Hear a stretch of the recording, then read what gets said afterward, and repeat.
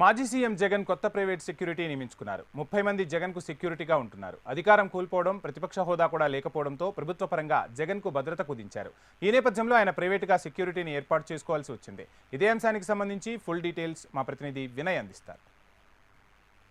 మాజీ సీఎం జగన్మోహన్ రెడ్డికి కొత్త సెక్యూరిటీ వచ్చారు. ఎందుకంటే అధికారం కోల్పోవడంతో సెక్యూరిటీ తగ్గించడంతో తన వ్యక్తిగత భద్రత కోసం జగన్మోహన్ రెడ్డి అన్ని జాగ్రత్తలు తీసుకున్నారు. దాంట్లో భాగంగానే యువకుల్ని కొత్త సెక్యూరిటీగా జగన్మోహన్ రెడ్డి అపాయింట్మెంట్ చేసుకున్నారు. దాంట్లో భాగంగానే వీళ్ళంతా కూడా ఈరోజు ఆ విధుల్లో చేరబోతా ఉన్నారు. ముఖ్యంగా గత 5 ఏళ్ళు ముఖ్యమంత్రిగా జగన్మోహన్ రెడ్డి ఉన్న నేపథ్యంలో ఆయనకి భారీ భద్రత ఉండేది. కానీ ఇప్పుడు అధికారం కోల్పోవడంతో మొత్తం పూర్తిగా ప్రతిపక్ష హోదా కూడా లేకపోవడంతో ఒక ఎమ్మెల్యేకే జగన్మోహన్ రెడ్డి పరిమితం అవడంతో ఆయనని పూర్తిగా సెక్యూరిటీ తొలగించిన నేపథ్యంలో ప్రైవేట్ సెక్యూరిటీని జగన్మోహన్ రెడ్డి నియమించుకున్నారు. ఈ నేపథ్యంలోనే వీళ్ళందరూ కూడా ఈ రోజు నుంచి ఆ డ్యూటీ ఛార్జెస్ తీసుకోబోతున్నారు.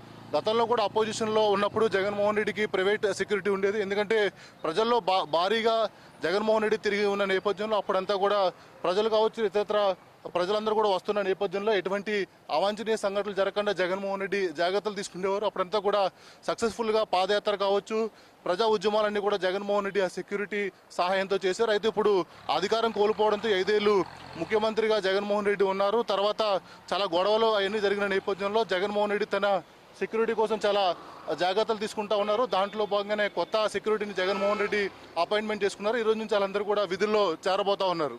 కెమెరామెన్ హరీష్తో కలిసి వినయ్ HM టీవీ, జగన్మోహన్ రెడ్డి నివాసం నుంచి.